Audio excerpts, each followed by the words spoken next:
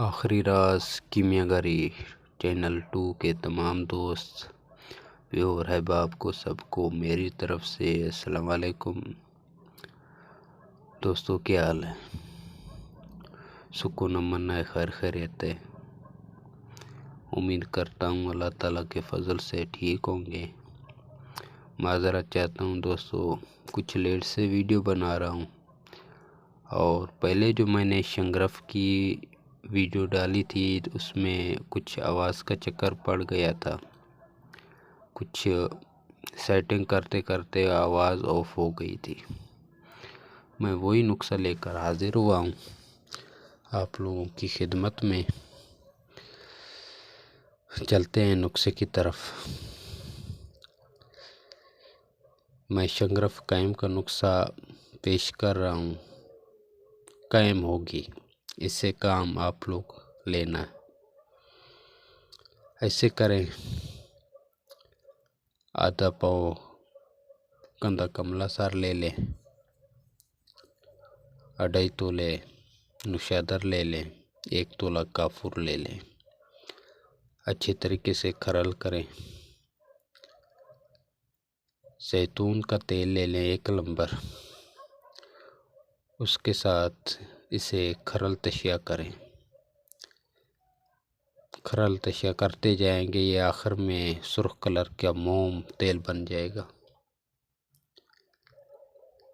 इसमें 2 तोले की डली शंगरफ की ले लें, उसमें सूतरी कपड़े के धागे लपेट दें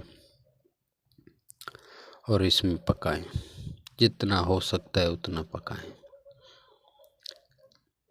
10 घंटे, 12, 14, 20 घंटे जितना हो सकता है पकाएं।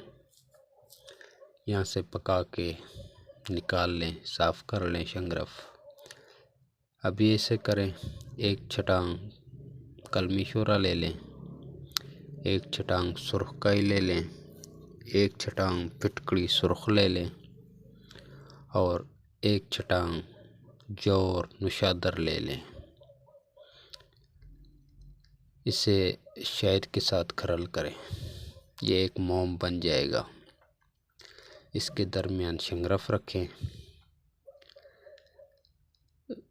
छोटी सी कुजी में रखें या छोटे से बर्तन में रख लें। इसके ऊपर जमाल गोटे का इतना तेल डालें कि ऊपर तक डूबा रहे गेंद सा। हल्की आंच पर पकाते जाएं, आग लगने से बचाएं।